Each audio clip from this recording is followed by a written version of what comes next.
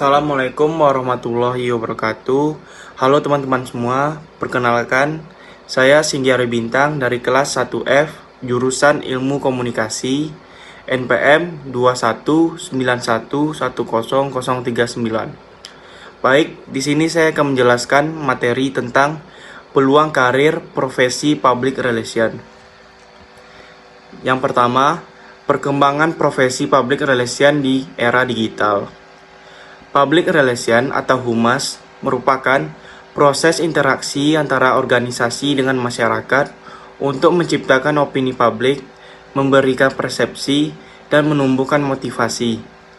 Seiring dengan berkembangnya teknologi komunikasi, berita dan informasi kini dapat disebar dalam hitungan detik melalui internet. Selain internet membawa dampak positif, internet juga memiliki dampak negatif khususnya dalam konteks peran public relation. Melalui internet, berita miring dapat tersebar sama cepatnya dengan berita dan informasi yang sesungguhnya. Di sini, public relation sangat berperan besar dalam menangkis pemberitaan miring terkait perusahaan di mana praktisi public relation tersebut bekerja. Di era digital ini, kecepatan dalam bekerja merupakan hal nomor satu yang harus dimiliki oleh seorang praktisi public relation. Seorang public relation di era ini juga harus bersiap akan pengaruh media massa yang memiliki kemampuan untuk menyebar pemberitaan dan mempengaruhi paradigma masyarakat. Yang harus diketahui tugas public relation di sini adalah sebagai sumber informasi yang dapat dipercaya masyarakat dan terbukti kebenarannya. Dalam menyampaikan informasi, seorang public relation juga harus menyesuaikan penggunaan tata bahasa yang digunakan dengan tingkat pendidikan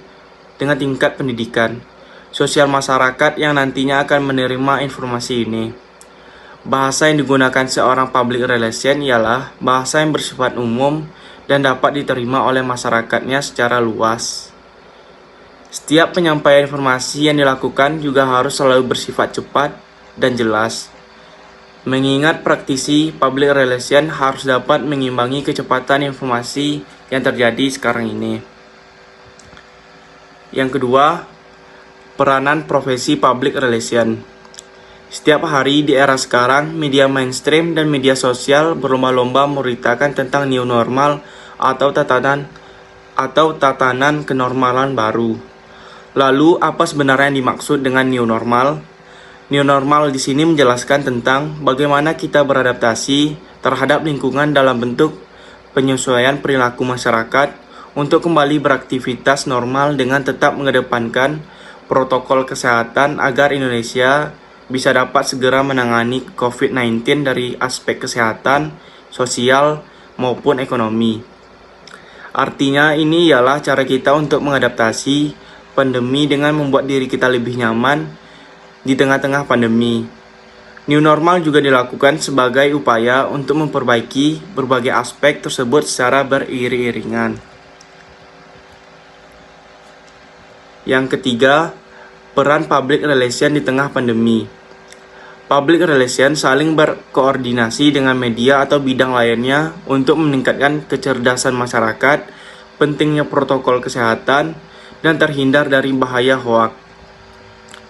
Pandemi ini juga dapat dikatakan sebagai krisis yang dialami perusahaan dan harus dikelola dengan baik. Kedatangan COVID-19 ini merupakan krisis yang tidak dapat dikontrol. Untuk itu, public relation harus fokus terhadap variabel yang dikontrol atau dikendalikan. Salah satu contoh variabel yang dapat dikontrol oleh public relation adalah dengan merancang strategi komunikasi di masa pandemi. Informasi yang disampaikan oleh public relation harus benar, berdasarkan data, akurat, dan public relation harus bertanggung jawab dengan yang disampaikannya. Informasi menjadi salah satu kunci penting dalam melawan wabah COVID-19 ini. Peran public relation dalam menyampaikan pesan informasi yang baik dan tepat tentunya akan menjaga dan membangun reputasi serta menciptakan citra positif instansi atau lembaga atau perusahaan melalui pengelolaan dan pemantauan informasi serta komunikasi terstruktur. Untuk itu, public relation harus memiliki peranan yang strategis dalam menyampaikan informasi secara kreatif, inovatif, dan efektif dengan memanfaatkan teknologi dan new media.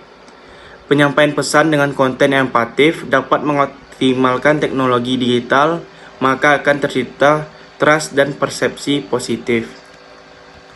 Sekian penjelasan dari saya, lebih dan kurang saya mohon maaf. Terima kasih atas waktunya. Saya akhiri. Wassalamualaikum warahmatullahi wabarakatuh.